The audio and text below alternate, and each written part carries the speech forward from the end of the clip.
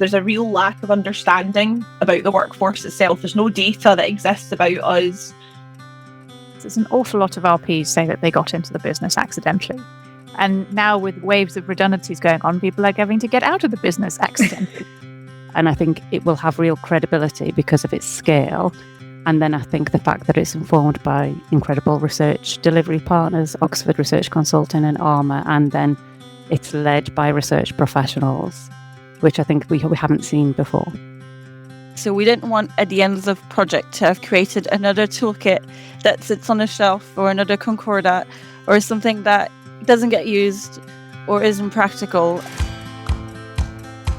Hello there, I'm Sarah McCluskey and this is Research Adjacent. Each episode I talk to amazing research adjacent professionals about what they do and why it makes a difference. Keep listening to find out why we think the research adjacent space is where the real magic happens. Hello and welcome to Research Adjacent. Today I'm going to invite you behind the scenes of Research Professional Futures with project leads Lorna Wilson, Steph Bales, Rika Nair and Isabella von Holstein.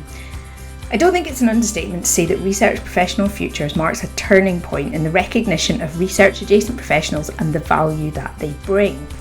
As you'll hear, the programme is all about understanding, recognising and supporting all kinds of research professionals. The project will cover everything from the basics like just knowing the data of how many of us there are out there, to creating professional development frameworks, and from trialling projects to embedding change.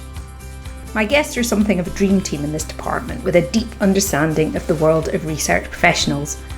Lorna Wilson is the Managing Director of Research and Innovation Services at Durham University. She is also the Chair of ARMA and a previous guest on this podcast. Steph Bales is Director of Research and Enterprise at Teesside University, soon to take up a role at Stirling University, and Steph is also a former Chair of ARMA. Isabella von Holstein is Senior Project Manager at King's College London and leads the PRISM network, which you can hear all about from the founder, Anya Roding, in episode 18. And last but by no means least is Rika Nair, who is the Research Culture Manager at the University of Warwick. And Rika also leads the Research Culture Enablers Network, and Rika features in a previous episode as well, episode 77. In our conversation, you'll hear all about how the project came about, why it's needed, what they hope it will achieve, and why it is truly groundbreaking for all sorts of different reasons. Listen on to hear all about Research Professional Futures.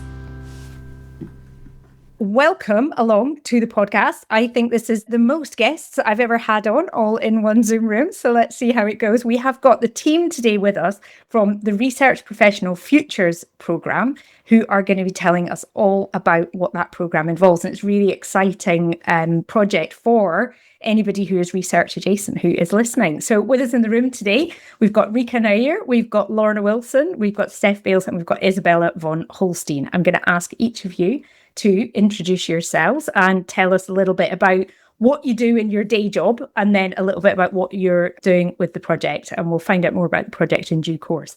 So Lorna, I'm going to come to you first. Thanks, Sarah, and thank you so much for having us on. I'm Lorna Wilson. I'm Managing Director of Research and Innovation Services at Durham University, and I'm also Chair of the Association of Research Managers and Administrators, ARMA UK. And I'm one of the co-leads of the RPF project. I lead Work Package 1. Fantastic. Thanks, Lorna. We shall hear more about Work Package 1 in due course. Steph, could you introduce yourself? Hi, I'm Steph Bales. I'm Director of Research and Enterprise at Teesside University.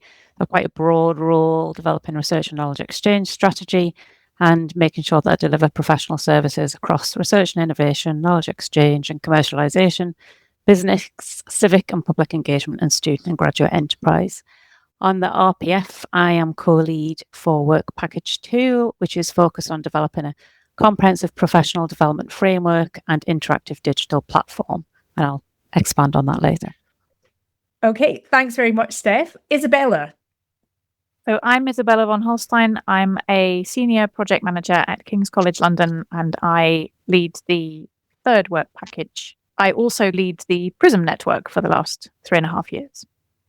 Fantastic. For anybody who doesn't know what PRISM stands for, do you want to just give us Yes, so PRISM stands for Professional Research Investment and Strategy Manager. There is, if you're curious, there is a previous podcast on this series with Anya Verding that you recorded a number of years ago. So go and find out more. She founded the network.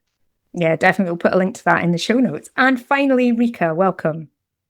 I'm Rika Nair. I'm Research Culture Manager at the University of Warwick, where I'm trying to make Warwick a better place to do research. I also lead the Research Culture Enablers Network, which brings together colleagues trying to do the same at their institutions.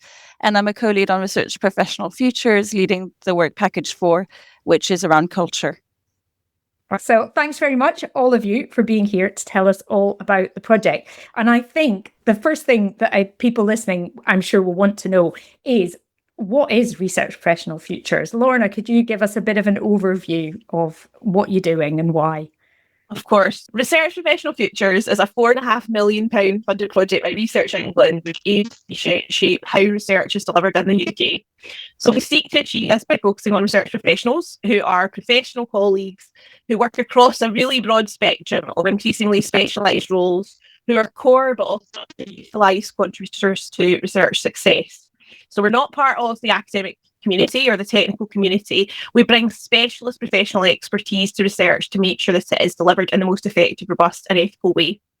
So RPF is co-led between the 4 of us as we introduced ourselves with 4 work packages around context, competencies, concepts and culture, with a number of key colleagues, including Oxford University Research Consulting, the PRISM Network, ARMA, and also the National Centre for Research Culture too. That sounds like a lot to keep a handle on. So yeah, a lot of stuff going on. And Rika, you were going to tell us a little bit more about the programme as well. One thing to flag that's quite special about this project is that I think it's one of its kind being led by research professionals, but then it was really important for us for this project to be collaborative and to be research informed as well, which is while we've got these partners at the University of Oxford Department for Education and while we've got research consulting as well, helping to provide more qualitative and quantitative evidence so that we can better understand the landscape for research professionals and how it can be improved. So we've put a lot of thought into how to design this project. Yeah, and certainly you say that a lot of thought's gone into it. How did it even come about? How did it start? Why do we need a project like this? I feel like in some way, most people listening to this podcast are probably already sold on why we need something like this, but why do we need a programme like this? So, Steph, were you going to take that one? Yeah, so, well, originally we were working on 2 very separate bids. So one for the PRISM network that Rika and Isabella were leading, and another for research managers and administrators. But they were both focused on similar themes, so recognition, visibility, professionalisation. And I think PRISM's especially sort of focusing on precarity because it was much more of an issue for those roles. But we'd both submitted our bids separately, and then Research England came back to us and said, actually, these projects have got quite a lot in common. And then when we sat down and had a meeting together, we sort of picked these 4 strands where we felt there was real connectivity across the 2 projects, and they became the 4 work packages. So then we spent probably another year working together to develop the bid and really thinking about things. And it was a fantastic process, actually. I think we all really enjoyed it, and it made a better, much stronger, more comprehensive bid as a result of that. And so what are you hoping will be different as a result of having this programme? I think that the programme at the moment is probably more important now than ever, particularly in light of the sort of financial crisis that we're in. So I think we're seeing universities being restructured, and a lot of that is being driven by rounds of voluntary severance and compulsory redundancies. And it's reshaping research offices in a really unplanned and ad hoc way. So I think the blueprint in particular that we're developing will help institutions and the sector have an idea of the skills and the roles that are needed, the structures that are optimal to support universities. And I think particularly the pilot projects that we're going to talk about that will be in Work Package 3 will provide an opportunity for colleagues to really think about ways of addressing some of those contracting research officers and the changes to our roles, through exploring things like shared services, the use of AI in quite a safe space, and then think about how we can roll that out across the sector. And then just, I think, to sort of reiterate what Rika has just said, I think the fact that we're doing this activity at such a national scale and the volume of stakeholder engagement we're going to have through Work Package 1 and 4 amplified by the commission that we've set up, I think will just really raise the visibility and recognition of research professionals and the value that we bring to the research endeavour. And I think it will have real credibility because of its scale. And then I think the fact that it's informed by incredible research delivery partners, Oxford Research Consulting and ARMA, and then it's led by research professionals, which I think we haven't seen before. No, I think I thought that when Rika said it before, that it is unusual to see a project of this scale being led by research professionals rather than researchers, than academics. Is that something that was always intended and something that was important? Yeah, everybody's nodding about that. I think that people, when you said there about raising the visibility, as I said, I think anybody listening to this podcast is probably already sold on the fact that people who are working in these kind of roles don't always get the recognition that they need. But I think, as you say, the backing of Research England is just going to add that level of credibility as well, isn't it? And help to raise the profile as well. Yeah, definitely. So, Isabella, did you want to add something to can I come in and add another little dimension to this? And that's the whole sort of accidental career aspect to this. There's an awful lot of RPs say that they got into the business accidentally. And now with waves of redundancies going on, people are having to get out of the business accidentally. Well, what do you do then? How do you build a career if you don't actually know what your career could lead to? And this, I think, is one of the real advantages to the PRISM network to partnering with ARMA, because we can now look at a much, much wider range of job types, not just PRISMs. And this is where this new concept of an RP, a research professional, came from. So that you can plan a career not just up the little ladder that you happen to be on, but you can sort of spot sideways moves that you could make onto somebody else's ladder, or you have to work out where you could go down a few steps and then climb something else. And but you've got much more of a holistic sense of, well, okay, I've got this set of skills. Where could I go with this? What am I missing? And what's actually feasible? Yeah. At a national scale. And I think that's new and that really valuable, very comforting. Yeah, I think that it's so true when you say about accidental careers, because so many people that I've interviewed on this podcast have, they've just done something and then they went to the next thing and then a job came up and they went and did that and it just seemed like a good idea at the time. So lots of squiggly careers. Yeah, if people who can't see, Isabella's doing a little squiggly hand gesture, and very squiggly careers. But also, I often talk to people just exactly like you were saying, is that research professional careers are a bit like going up a scramble net, where there's lots of different ways you can get to the top, unlike other professions where it might be more like a ladder and you go to the next step and the next step. So seeing those sideways moves. And I think a lot of these, something I talk about a lot as well, is the fact that a lot of these jobs just didn't even exist. So I've been working broadly in this area for over 25 years. But when I started, I remember when in a research department, there was maybe an administrator, and then there would be kind of the research office who helped funding a bit. But so many of these jobs are new jobs. And so for that reason, there's just not that history there. Steph, did you want to come in? Yeah, that was a real key strand of the bid that we put in, that we said, actually, there's been this proliferation of new roles created, driven by policy, a lot of it developed by Research England, that universities are responding to. So you've seen the sector has really expanded and those new roles have come about. But then what we haven't seen is the kind of concordat or support that we're seeing for other parts of the sector. Yeah, it's not getting any less, with these recent changes from UKRI, with the focus on partnerships and on creating value for the nation. There's an awful lot of specialist knowledge that goes into connecting your academic who's got their really, really deep knowledge of their research into, might be training them to be a good entrepreneur, or it might be actually providing entrepreneurship services for them, or public engagement services, or partnership services, or project management services, or whatever it is. And all of that is now part of research. And in the old days, we didn't have to define research to include all of that complexity. And these days, it's different. We're all here for the research. Yes, absolutely. Absolutely. And so, tell us then a bit more about the project. You've talked about all these different work packages that you've got and what's actually happening with each of them. So maybe if we can go through them in turn and you can tell us a bit about what that means by work package 1, 2, 3, 4. So Lorna, I think you're coming in first for this one.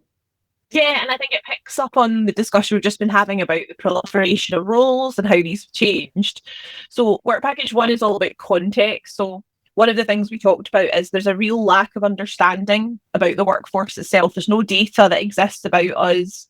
Yes, you can speak to colleagues in other institutions and get kind of anecdotal view on, well, we've got these types of roles and structures, etc. But often the way these roles are kind of constructed is very particular for their institutional context, depending what type of university they're in, for example.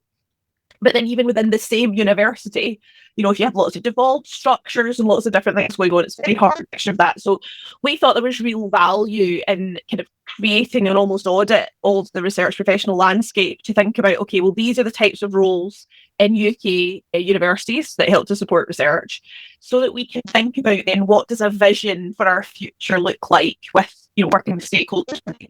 The thing I would really emphasise is this is a project not just the research professionals are here to deliver. We absolutely rely on working with our academic and our technical allies, and also with colleagues in other types of institutions. So we are focusing mainly on research professionals in UK universities, but we're very aware there are lots of other research professionals that work in industry, that work in research funders, that work in independent research organisations. We had to give ourselves a little bit of a boundary. You can't cover everything. Yeah, and Research England weren't going to give us £20 million. So, we gave ourselves a bit of a boundary to do this. So we're doing, Work Package 1 is all about understanding what the workforce looks like. And that's where our fantastic research partners from Oxford and Research Consulting are delivering activity. But the main mechanism we're using to think about this data is the introduction of a national commission. So this is chaired by Sarah West and has colleagues from across the UK involved, and including our international representative, I should say. And if the best way to think about a commission is it operates almost like a national government inquiry. So the evidence that is collected through the data collection work will be presented to the commission, who then kind of look at that and think, okay, as a sector, what are the recommendations that we want to look to make to support the development of the research professional workforce? Now, we reckon there's at least 20,000 of us across the UK. So what's happening right now in terms of our roles, but what's going to happen about the future? And Steph's already spoken a little bit to some of the things that are changing, but it's thinking about, what does research need from us further down the line, and kind of really understanding it. Now, the Oxford team are leading on our qualitative data work. So they're doing interviews, they have a Delphi panel set up, they're doing focus groups. Research Consulting are leading on our quantitative data work. So we will have institutional surveys and individual surveys. And we're really hoping that all of that data and evidence, I think the really important word there is evidence, is going to really help with the visibility of our workforce, but more importantly, it helps to inform the recommendations as we move forward. And that's really important in terms of the work package, because whilst we're separate, we're all interconnected and feed into each other. And that's a really important thing that we work hard with the project on. So National Commission, we're really excited because the colleagues that are part of it are so unbelievably passionate. We had our first commission meeting, and it was just, of course, Rika, Isabella, Steph and myself are absolutely mad about the project. But, hearing the passion coming from colleagues, including academic leaders in the room, is really important. And I think it's also something that's different about this project to any other of these projects that have run before on a smaller scale, which is we have academic colleagues as part of the project helping to deliver it, which is really, really important, operating as our allies. But there's lots happening in Work Package 1, lots of data collection, it feeds the rest of the project. And the data collection piece, I think people might be surprised the extent to which that hasn't been done before. Because I understand that there's most of the data collected, I now can't remember the name of the system that they use to collect data about what's going on in universities, doesn't even include like a category to record the people who are doing these kind of roles. Yeah, so that's HESA. And looking at how they expand and diversify the data that's collected. But I think one of the things about how our research has been designed at Oxford Research Consulting teams, it's been informed by us as research professionals as part of obviously the leadership team.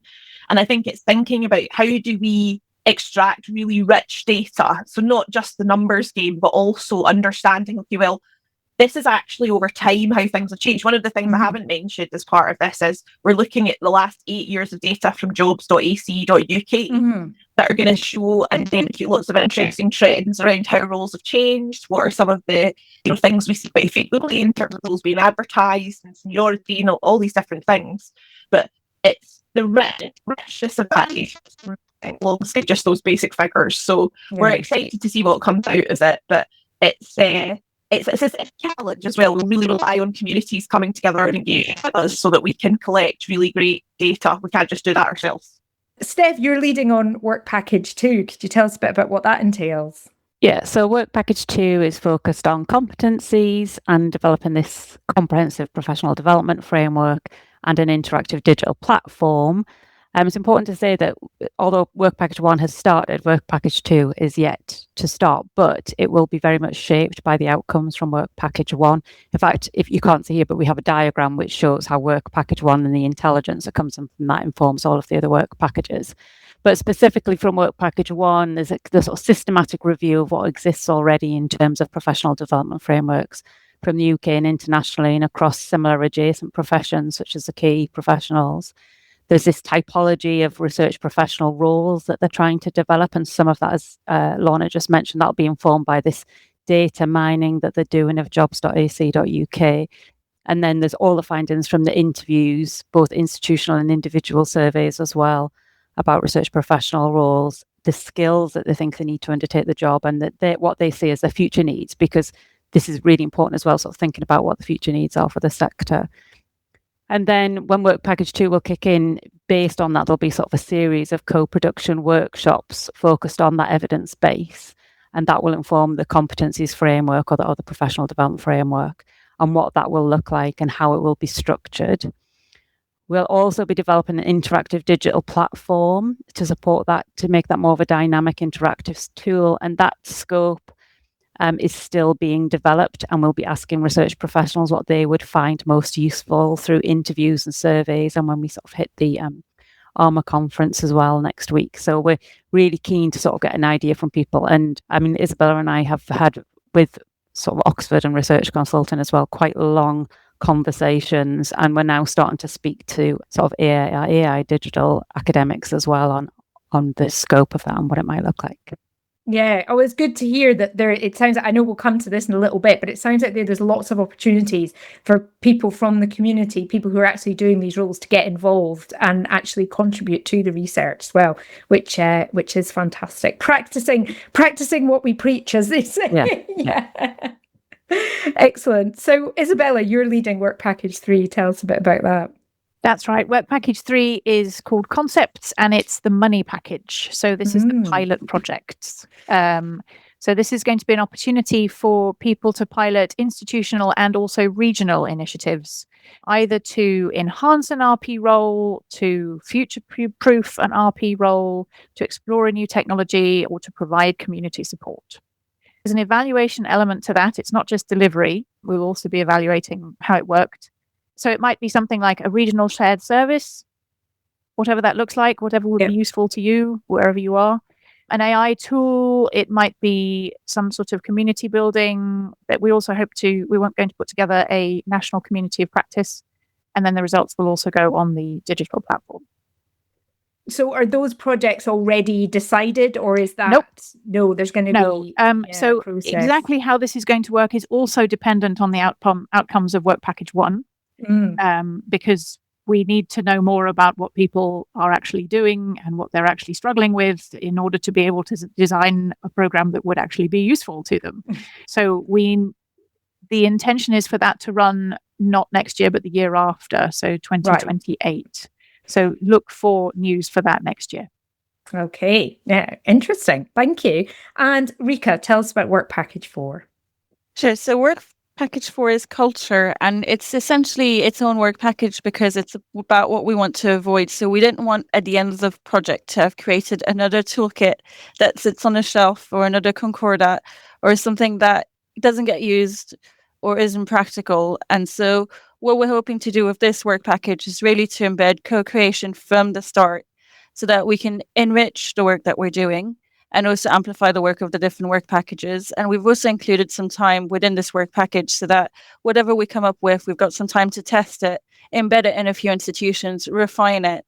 So it's really here to support the legacy of the project.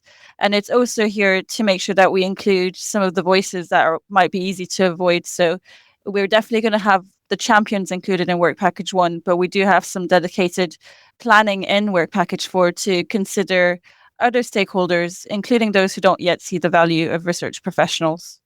And what we're hoping to do with this work package eventually is to bring everything together into what we're calling the research professional blueprint. Exactly what that looks like hasn't been decided because it's something we're going to create with the sector. Yeah, excellent. And how do you see, because obviously your role is looking at research culture across the whole university, how do you think those two things are going to dovetail together? So the broader research culture initiatives and then the research culture element of this specific project? I think they're going to inform each other. I think what I've learned from my work as a research culture manager, and I think we've done some work through the Research Culture Enablers Network as well, is a lot of what our role is about is surfacing the missing voices. So that approach that we've got to how we improve our institutions, we're going to apply here. And actually, as part of this work package, we do have a dedicated research culture manager, Dr. Katie Reynolds, who's joined the team. So we're really taking this as being integral to the success of the project. Yeah, excellent. Oh, well, it sounds like from what you've said there's lots still to be decided. And so lots of opportunities for people to get involved and to influence and be part of this project. How can people get involved? What are the opportunities? So work package 1 is running at the moment, and there are a number of opportunities to get involved there. There's an individual survey coming out in the next month. So I think we want 700 responses to that. So we would like to hear from you if you are an RP or if you have been an RP. There's also an institutional survey coming out shortly after that where we want 70 responses. So if you are in a position to persuade your institution to take part in this, please do so if you can. And we're very keen to make sure that we get input, not just from the whole of the British Isles, despite the fact that this is Research England funded. We do want data from the devolved administrations, and also very much to reflect different types of institutions with different research profiles. That's really important to us. There's also a Delphi expert panel survey that has already begun. That's quite a small group. There will be focus groups that are part of work package 2. That's the competencies work that's being set up. That'll be mostly next year. And then, of course, there's the funding round, which will be mostly the year after that. And then, of course, there is the ongoing comms work. Rika can cover that. Yes, so just to say, as I mentioned, we are really keen with the culture work package to be engaging the community and feeding in any changes or any of those voices that are harder to reach. And so we have a LinkedIn group that is launched, and my colleague that I mentioned, Katie, is also leading on a series which is going to be looking at what matters to research professionals and also what matters to those who work with research professionals. So you could probably join the LinkedIn group is the best way to stay up to date. Connect on the website, get in touch with Katie. We've just recently been to Cardiff to test out some of our engagement techniques for the What Matters series, and we'd be happy to go to other institutions as well if people are interested. Fantastic. We can get a link to that and put that into the show notes. And then are there other ways that people can find out more and stay in touch with the project? Yeah, so we've got a new website, which is rpfutures.co.uk. And if you go to the Get Involved page on there, you can sign up for updates on the project. And then all of the things that Isabella and Rika have just talked about, you can sign up for those as well. So that's a really good way in for people. Also, Isabella just mentioned the devolved nations. So I am actually moving from Teesside and joining the University of Stirling as their Exec Director for Research, Innovation and Business Engagement from the 1st of August. So although Scotland can't benefit financially from these projects, they're still interested in views from the devolved nations. So I still will stay involved. So I'll be able to sort of share some of those views from Scottish colleagues as well. Fantastic. So it's amazing to hear about how much work there is going to be happening. And it's clear this is going to be something to keep an eye on over the next 4 years it is in total. Yes, we're already kind of partly way into it, but yeah, 4 years in total. And yeah, it is amazing, particularly the reason that I started this project. I know I wasn't the only one, because obviously it's the story behind the PRISM network and everything as well. But the reason I started this podcast was because I felt that people who were in these roles weren't getting enough acknowledgement and enough recognition. So it is amazing to see something tangible actually happening and going forward. And I'm really looking forward to seeing the difference that it makes to people in research professional careers. So I do like to end all of my episodes with asking my guests of if they had a magic wand, what they would change about the world that they work in. Rika, perhaps I'll come to you first. Sure. So to me, I think it's all about visibility. So if I had a magic wand, I would like more people to know that research professional roles exist and that they can be exciting routes into research. And that can be either for colleagues and students already at the university, so research students or postdocs, but equally for colleagues from other sectors. This is a really exciting route into research. Yeah, excellent use of the magic wand. Lorna, what would you like to do? I think I would love to hear someone say that they grew up wanting to be a research professional, because I think it would show that, to pick up on Isabella's comments earlier, that we don't come here by accident, that, the visibility of this as an opportunity increases, and that we have people working towards building careers in research professionals, not just seeing them accidentally happen. Yeah, that's definitely something that would be a big change. Steph, what would you like to do with your magic wand?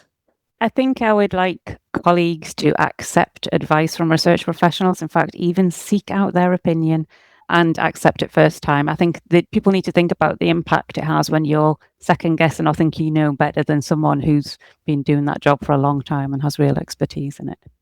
Yeah, definitely. That would be a real evidence of a real shift in mindset as well, wouldn't it, if that happened? Yeah, I do. It does happen in some places, but perhaps not as much as it could. Yeah. And Isabella? I would like universities to understand that keeping professional staff, research professionals, in-house long-term, that doesn't mean in the same role, is an advantage. That all of that institutional knowledge, all of that sectoral knowledge, all of that network capital that they have built up, it's worth building structures to keep them. It's worth building structures so that they can go off and do other things and acquire all of those networks and institutional knowledge and perspective and so on. But there just seems to be such a huge difference between the very, very long academic career ladders where there's this acceptance that somebody's going to be building expertise over the very long term, and that's something the university is prepared to support. And then the complete absence of that on the professional side. I'm not saying we need exactly that. I'm just saying you don't want the churn. When you lose people like that, you lose really valuable knowledge. Yeah, that's definitely true. Definitely true. Oh, well, all excellent uses of the magic wand. And I feel like maybe some of those will come out of this project. We shall see.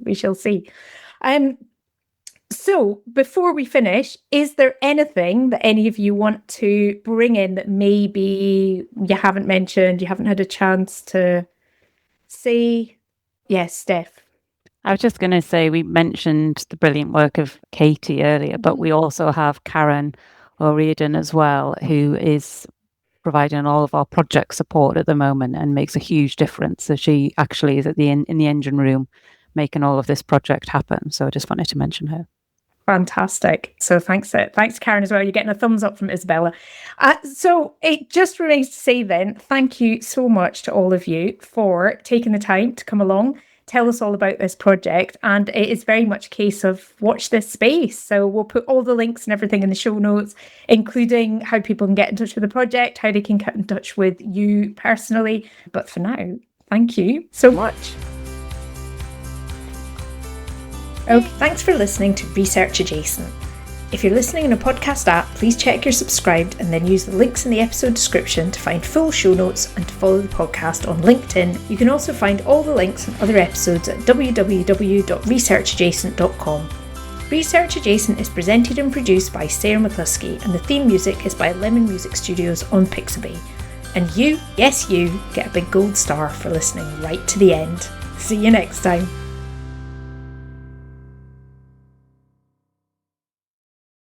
Are you still there? If so, I'm guessing you've either got your hands full or you have been really loving the conversation. And I love helping people to have conversations. Specifically, I organise, facilitate and train people to run events, workshops and meetings that get people talking about research. If this sounds like something you need help with, then get in touch. Pop over to sarahmccluskey.com or click the link in the show notes.